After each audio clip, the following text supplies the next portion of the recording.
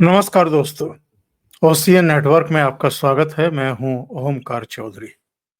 वैसे तो भारत के बारे में भी ये बात जग प्रसिद्ध है कि भारत किसी को छेड़ता नहीं है और अगर कोई भारत को छेड़े तो फिर वो छोड़ता भी नहीं है। और यही बात योगी आदित्यनाथ पर भी लागू होती है। यही बात वैसे तो प्रधानमंत्री नरेंद्र मोदी और गृह मंत्री अमित शाह पर भी लागू होती है। हाँ, छेड़ने वाले को कब निपटाना है, इसकी जो गति है और इसके जो साधन हैं और समय है, उसमें थोड़ा-सा फ़र्क है। प्रधानमंत्री नरेंद्र मोदी और अमित शाह के बारे में एक आम धारणा इधर के वर्षों में बनी है कि वो ज़रा ठंडा करके खाते हैं। यानी समय बीतने पर ऐसे जो उद्दंडी होते हैं, उपद्रवी होते हैं, समाज और देश विरोधी होते हैं, उनको सबक तो सिखाते हैं पर दूसरे तरीके से सिखाते हैं। पर योगी आदित्यनाथ पर ये चीज़ें लागू नहीं होती हैं और योगी आदित्यनाथ के बारे में तो अब सब परिचित हैं, अच्छे तरीके से परिचित हैं। किसी ने ज़रा-सी गुंडई की नहीं, ज़रा-सी आँखें दिखाई नहीं, ज़रा-सा कानून हाथ में लिया नहीं कि बुलडोज़र पहुँच जाते हैं और उसके बाद फिर उसकी तो खैर नहीं। इसके बावजूद कि उनकी नेचर को सब जानते हैं और अब तो दुनिया जान गई है भई। केवल देश के भीतर ही उनकी ये कीर्ति पताका नहीं फैल रही है, पूरी दुनिया में लोग जानते हैं कि योगी आदित्यनाथ एक्चुअल में किस चीज़ का नाम है और वो किस तरीके से अपने विरोधियों को सबक सिखाते हैं, बल्कि धर पटकते हैं। और यही हुआ है कांग्रेस के नादान अध्यक्ष मल्लिका अर्जुन खरगे का। वैसे अगर मैं सीधे सच्चे शब्दों में अपने मन की बात आपके सामने रखूं, तो ये मल्लिकार्जुन खरगे जो 2019 में बुरी तरह चुनाव हारे थे, कर्नाटक के अपने घर में, अपने गढ़ में ही हारे थे। इसके बाद सोनिया परिवार की कृपा की वजह से वो राज्यसभा में चले गए और राज्यसभा में भी नेता प्रतिपक्ष बना दिए गए जब गुलाम नबी आजाद जो है रिटायर हुए। और इतने से ही इनके ऊपर कृपा बरसनी बंद नहीं हुई साहब। इसके बाद इनको कांग्रेस का राष्ट्रीय अध्यक्ष बना दिया गया। अब वो राष्ट्रीय अध्यक्ष क्यों बनाया गया था, वो तो एक लंबी कथा है, उस पर फिर कभी जाएँगे। पर संक्षेप में ये है कि पहले सोनिया गांधी अशोक गहलोत को बनाना चाहती थी राष्ट्रीय अध्यक्ष। जब उन्होंने कहा कि अगर मेरे मुख्यमंत्री रहते हुए ही मुझे राष्ट्रीय अध्यक्ष बना सकती हो तो बना लो। यानी मुख्यमंत्री पद छोड़ने को तैयार नहीं थे। तो फिर इनको लाया गया कि एक तो अभी हमारे पास कठपुतली हैं ही। तो मनमोहन सिंह के बाद ये एक ऐसी उम्मीद है 10 जनपद की कि वो जैसे चाहेंगे वैसे ये नृत्य करेंगे। जैसे चाहेंगे वैसे ठुमके लगाएँगे, जो स्क्रिप्ट दे देंगे, जो पॉइंट्स दे देंगे हाथ में वो बोल देंगे। सदन के भीतर भी और सदन के बाहर भी और जनसभाओं में भी। तो फिर इनको बना दिया गया। बस यही इनकी काबिलियत है कि साहब जो इनको कहा जाता है ये बोल देते हैं। और योगी आदित्यनाथ से तो ये सब इस कदर खार खाए बैठे हैं, इतने जले भुने बैठे हैं जिसका कोई हिसाब किताब ही नहीं। अखिलेश यादव मठाधीश बता कर के योगी आदित्यनाथ को एक तरीके से गाली देते हैं और उनको माफिया से उनकी तुलना करने की कोशिश करते हैं। अभी हाल में भी हमने देखा है कि किस-किस तरह की भाषा का प्रयोग उन्होंने योगी आदित्यनाथ के बारे में किया है कि साहब संत तो ऐसी वाणी नहीं बोलते हैं और संत तो वो होते हैं जो कम से कम बोलते हैं और जन कल्याण करते हैं।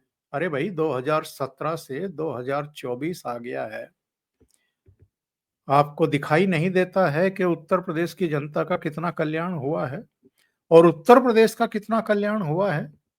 3 स्टेट मध्य प्रदेश, बिहार और उत्तर प्रदेश बीमारू प्रदेश कहलाते थे। अब 2 प्रदेश जिनमें भारतीय जनता पार्टी की सरकारें चल रही हैं, मध्य प्रदेश और उत्तर प्रदेश, वो तो बीमारू राज्य का दर्जा काफी पहले पीछे छोड़ चुके हैं। अब तो देश के अग्रणी राज्यों में इनकी गणना होने लगी है। बिहार भी जिस दिन वहां भारतीय जनता पार्टी का मुख्यमंत्री बन जाएगा, वो भी अपनी दरिद्रगी से उबर जाएगा। लेकिन इनको परेशानी क्या है? इनको परेशानी ये है कि एक मजबूत किला बन चुका है मध्य प्रदेश भी, उत्तर प्रदेश भी। इस बार लोकसभा चुनाव में उत्तर प्रदेश में 37 सीटें समाजवादी पार्टी को मिल गई, 6 सीटें कांग्रेस को मिल गई। तो ये दोनों, यानी अखिलेश यादव और राहुल गांधी, दोनों ऐसे उछल रहे हैं जैसे इनके पैरों में स्प्रिंग लग गई हो और आसमान से नीचे उतर नहीं रहे हैं, हवा में ही इनके पैर हैं। इनकी बॉडी लैंग्वेज देखिए, इनकी जबान देखिए। लेकिन साहब, योगी आदित्यनाथ जवाब देना जानते हैं। लोकसभा चुनाव में जो नुकसान हुआ उत्तर प्रदेश में, पश्चिम बंगाल में, महाराष्ट्र में, राजस्थान में, हरियाणा में, वो क्यों हुआ है? भारतीय जनता पार्टी ने बहुत जल्दी उससे सबक सीख लिया और योगी आदित्यनाथ ने हरियाणा चुनाव के समय जो बटेंगे तो कटेंगे वाला एक बीज सूत्र देश के सामने रखा, मतदाताओं के सामने रखा, उसका नतीजा हमने देखा है हरियाणा में। किस तरीके से भारतीय जनता पार्टी तीसरी बार भी सत्ता में आई और कांग्रेस पार्टी जो उम्मीद से थी कि 10 साल बाद तो हम इस राज्य में वापसी कर ही लेंगे, वो 37 सीटों पर अटक करके रह गई। और हरियाणा में जो कामयाबी मिली है और जो कांग्रेस को जो बहुत उछल रही थी और वहां जाट कार्ड खेलने की कोशिश कर रही थी, उसको जो डिफीट मिली है, उसी को अब पूरा भारतीय जनता पार्टी नेतृत्व आगे लेकर के जा रहा है। और बटेंगे तो कटेंगे वाला जो मूल मंत्र बन गया है, इसकी वजह से कांग्रेस के सारे नेता और जो इनकी टॉप लीडरशिप है, वो किस कदर भयभीत है, आतंकित है और चिढ़ी हुई है, मल्लिकार्जुन खड़गे के एक बयान से इसका पता चलता है। और ये बयान उन्होंने कल दिया था महाराष्ट्र में। और योगी आदित्यनाथ के बारे में उन्होंने कुछ अभद्र टिप्पणियां की थी और वो अभद्र टिप्पणियां ये थी, भगवा पहनते हैं, सिर पर बाल भी नहीं रखते हैं, राजनीति में आ गए हैं, चीफ मिनिस्टर भी बन गए हैं, अब तो पॉलिटिशियन हो गए हैं। पर मेरा कहना है कि या तो आप राजनीति में रहो या फिर आप श्वेत वस्त्र धारण कर लो। ये क्या तर्क हुआ कि साहब, अगर राजनीति में आना है तो आप भगवा छोड़ दो और श्वेत वस्त्र जो है वो धारण कर लो। सुन लीजिए, मैं सुनवा देता हूं आपको कि इन्होंने किन शब्दों में योगी आदित्यनाथ पर हमला बोला था। और योगी आदित्यनाथ ने आज ब्याज समेत चुकता किया है मल्लिकार्जुन खड़गे को, ब्याज समेत। उनको याद दिलाया है उनकी बचपन की घटना और इससे कोरिलेट कर दिया है, बटेंगे तो कटेंगे। आता हूं उस पर मल्लिकार्जुन खड़गे ने कितनी अभद्र भाषा में योगी आदित्यनाथ की मजाक उड़ाने की कोशिश की थी, जरा सुनिए। साधु के बेस में रहते हैं, लेकिन अच्छे पॉलिटिशियंस बन गए हैं, चीफ मिनिस्टर भी बने हैं और उनका गेरुआ कपड़े पहनते हैं और सर पे बाल भी नहीं रखते। तो ऐसे एक नेता है जो बीजेपी ने पैदा किए। ठीक है कि हम उससे कोई, मैं ये कह रहा हूं उनको, बीजेपी को, या तो सफेद कपड़े डालो, या तो सन्यासी कपड़े डालते हो, गेरुआ डालते हो, पॉलिटिक्स से बाहर हो जाओ।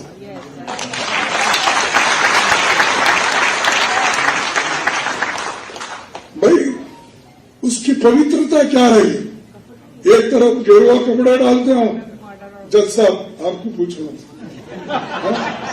एक तरफ गेरुआ कपड़े डालते हो, दूसरों को उपदेश करते हो, बटेंगे तो कटेंगे बोलते हो, और ये क्यों डाले? अरे आपका काम तो सब कुछ जोड़ना, सबसे प्रेम से बात करना, सबको एक रखना, वो सब छोड़ के इन्होंने भारत जोड़ने के लिए, जैसा कि राहुल गांधी ने कन्याकुमारी से कश्मीर तक पैदल चला, आराम में बड़े बड़े गाड़ियां लेके घूम रहे और गरीबों की बात करते हैं। इस तरह की, इस भाषा की इन्होंने पुनरावृत्ति की कल एक 2-3 सभाओं में, 2-3 जगहों पर। आज योगी आदित्यनाथ का इनको जवाब आया, वो सुनवाता हूं। लेकिन योगी आदित्यनाथ का जो ये मूल बीज एक यंत्र दिया है, मूल मंत्र दिया है भारतीय जनता पार्टी को, उसने कोटि कोटि हिंदू को एकजुट करके रख दिया है। केवल महाराष्ट्र और झारखंड या हरियाणा में नहीं साहब, पूरे देश में इस समय हिंदुओं के बीच में योगी का ये मूल मंत्र बिल्कुल जैसे अग्नि की तरह फैलता है, इस तरह फैला है। और लोगों की समझ में आया है कि ये कांग्रेस पार्टी और कांग्रेस के जो दूसरे सहयोगी इंडी गठबंधन के दूसरे दल हैं, वो किस तरीके से हिंदुओं को अब जात पात के आधार पर बांट करके देश को नुकसान पहुंचा रहे हैं। केवल भारतीय जनता पार्टी या नरेंद्र मोदी की बात नहीं है, देश को नुकसान पहुंचा रहे हैं। इसलिए वो फिर से एकजुट हुए हैं। योगी आदित्यनाथ क्या कह रहे हैं, थोड़ा उसको सुनते हैं। और ये जो मल्लिकार्जुन खड़गे ने, उनके सिर पर बाल नहीं है, भगवाधारी हैं, बटेंगे तो कटेंगे कह करके लोगों को जो है भयभीत कर रहे हैं, बांट रहे हैं, इसका जो जवाब दिया है, फिर मैं उस पर आता हूं। सेफ रहेंगे, एक रहेंगे, सेफ रहेंगे, एक रहेंगे, नेक रहेंगे।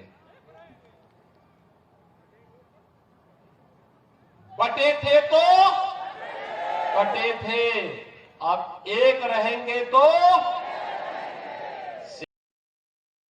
योगी आदित्यनाथ जहां जा रहे हैं इसको दोहराते हैं, और जो लोगों की प्रतिक्रियाएं आ रही हैं, जो हर्ष ध्वनि हमें सुनने को मिल रही है, वो इस बात का संकेतक है कि बहुत सालों बाद, बल्कि दशकों बाद, इस देश को हिंदू, कोटि कोटि हिंदुओं को एकजुट करने का एक मूल मंत्र मिला है। और ये आपको हरियाणा में असर दिखा चुका है, झारखंड और महाराष्ट्र में भी दिखाएगा। अब आते हैं योगी आदित्यनाथ ने मल्लिकार्जुन खड़गे के इस अभद्र बोलों पर, इन अभद्र बोलों पर क्या जवाब दिया है, सुनते हैं। आज जब मैं आपके बीच में आया हूं, मैं लगातार 3 दिन से कांग्रेस के अध्यक्ष श्री मल्लिकार्जुन खड़गे जी की बात को देख करके वे मुझ पे बहुत नाराज हो रहे हैं। वे नाम पीड़े बनने जा रहे हैं मेरे मुझ पर कि मैं इस प्रकार की भाषा का प्रयोग क्यों कर रहा हूं। खड़गे जी, मैं एक योगी हूं और एक योगी के लिए देश पहले होता है, राजनीतिक स्वार्थ बाद में। यही अंतर है एक योगी में और आप में कि मेरे लिए देश पहले है, क्योंकि मेरे नेता मोदी जी ने हमें यही बताया है कि पहले हर काम देश के नाम, लेकिन आपके लिए कांग्रेस की तुष्टीकरण की नीति पहले है, और यही कारण है कि आप सच्चाई न बोल पा रहे हैं न समझ पा रहे हैं। अगर आपने सच्चाई योगी आदित्यनाथ यहीं नहीं रुके। योगी आदित्यनाथ ने इनके बचपन की घटना को ही इन्हें याद दिला करके बताया कि बटे होने का नतीजा क्या होता है। आपने मल्लिकार्जुन खड़गे के मुंह से कभी-कभी किन्हीं-किन्हीं भाषाओं में जनसभाओं में एक वाकया सुना होगा, जब ये कहते हैं कि बचपन में ही मेरी माँ नहीं रही, मेरी बहन नहीं रही, मेरा भाई भी नहीं रहा, हमारे परिवार को खत्म कर दिया गया, हमारे घर को जला दिया गया, बस पूरे परिवार में मैं ही बचा था और मेरे पिताजी कहते थे कि अब तो तू ही बचा है बस। लेकिन वो क्या घटना हुई थी, इसके बारे में तो मल्लिकार्जुन खड़गे कभी बताते नहीं हैं। लेकिन योगी आदित्यनाथ ने बता दिया। उन्होंने कहा कि निजाम के जो रजाकार थे, निजाम के जो उद्दंडी थे, अराजक तत्व थे, दंगाई थे, उन्होंने जो एकजुट हिंदू नहीं थे, उनकी बस्तियों को निशाना बनाया था, उनमें आग लगा दी थी, घर ढहा दिए थे, लोगों की हत्याएं कर दी थी, और निजाम के जो मुस्लिम दंगाई थे, उन्होंने ही मल्लिकार्जुन खड़गे के परिवार का कत्ल कर दिया था। लेकिन इनकी विवशता देखो, कहीं मुसलमान नाराज ना हो जाएं, इसलिए अपने भाषणों में कभी ये भी नहीं बताते कि इनके परिवार का, इनकी माँ, इनकी बहन, इनके भाई का कत्ल किया किसने था। और योगी ने कहा कि मैं इसीलिए कहता हूं कि जो बांग्लादेश में हुआ है हिंदुओं के साथ में, वही होगा अगर आप बटे रहेंगे तो। इसलिए एकजुट होना जरूरी है। एकजुट रहोगे तो कोई आंख उठा करके देखने की हिम्मत भी नहीं कर पाएगा। राम भद्राचार्य से यह सवाल पूछा गया। वैसे तो संतों में बहुत आक्रोश है, कल से ही बहुत सारी प्रतिक्रियाएं आ रही हैं लोगों की कि किस तरीके से भगवा पर और योगी आदित्यनाथ पर इन्होंने अभद्र टिप्पणी की है। लेकिन अभद्र टिप्पणी ना करें तो इनको कांग्रेसी कौन कहेगा। कांग्रेस वालों की तो पहचान ही ये बन गई है कि ये अभद्रता करते हैं, गाली गलौज करते हैं, ये किसी से भी गाली गलौज करते हैं। टीवी चैनलों पर देख लीजिए, जो डिबेट में इनके प्रवक्ता आते हैं वो गालियां ही देना शुरू करते हैं। प्रधानमंत्री को भी, जो दूसरे दलों के प्रतिभागी आते हैं, नेता आते हैं, उनको भी, और एंकर्स को भी अब तो गालियां देने लगे हैं। ये महिला एंकर्स को भी नहीं छोड़ते हैं, उन पर भी अभद्र टिप्पणियां करते हैं। तो कांग्रेस की तो पहचान ही ये होती जा रही है कि अगर वो गाली गलौज कर रहा है कोई, समझ लो कांग्रेसी है। और ये कुंठा इनकी बढ़ती ही जा रही है, इसमें कमी आने के कोई संकेत मिल नहीं रहे हैं। तो राम भद्राचार्य से जब ये कहा गया कि मल्लिकार्जुन खड़गे ने योगी आदित्यनाथ और भगवा के बारे में कुछ टिप्पणियां की हैं, तो जरा राम भद्राचार्य जी की टिप्पणी सुन लीजिए कि उन्होंने क्या जवाब दिया है। सुनते हैं। एक बयान कल जो कांग्रेस के अध्यक्ष है मल्लिकार्जुन खड़गे जी, उनका साधु संतों के बारे में आया, खासतौर पे जो भाजपा में शामिल साधु संत है। योगी जी के लिए तो उन्होंने भगवाधारी को राजनीति लिखा है, राजनीति गुंडों को करनी चाहिए, राजनीति लुच्चों को करनी चाहिए, राजनीति लफंगों को करनी चाहिए, भगवाधारी को ही राजनीति करनी चाहिए। ये भगवा ध्वज, ये भगवा रंग भगवान का रंग है। इसी भगवे झंडे को शिवाजी ने फहराकर पूरे राष्ट्र को एक कर दिया, महाराष्ट्र को एक कर दिया था। भगवाधारी को ही राजनीति करनी चाहिए, सूटेड बूटेड को भारत में राजनीति नहीं करनी चाहिए। ये राम भद्राचार्य का इंटरव्यू इसके बाद आया। उन्होंने कहा कि क्या लुच्चे लफंगों को, गुंडों को, माफियाओं को, बदमाशों को राजनीति करनी चाहिए। और ये भगवा तो भगवान का रंग है, भगवाधारियों को ही राजनीति में आना चाहिए। तो मल्लिकार्जुन खड़गे ने योगी जी को छेड़ करके जो पाया है वो हमारे और आपके सामने है। योगी जी ने ऐसा दांव मारा धरपट का। अभी के लिए इतना ही। बहुत बहुत धन्यवाद। अगर आपको ये चैनल और इसके कंटेंट पसंद आ रहे हैं तो लाइक करें, कमेंट करें, वीडियो को शेयर भी करें। अभी तक अगर आपने ये चैनल सब्सक्राइब नहीं किया है तो सब्सक्राइब कर लें। साथ में लगे बेल आइकॉन को दबाना ना भूलें ताकि आगे आने वाले वीडियो और उनके नोटिफिकेशन आप तक पहुंचते रहें। बहुत बहुत धन्यवाद। नमस्कार।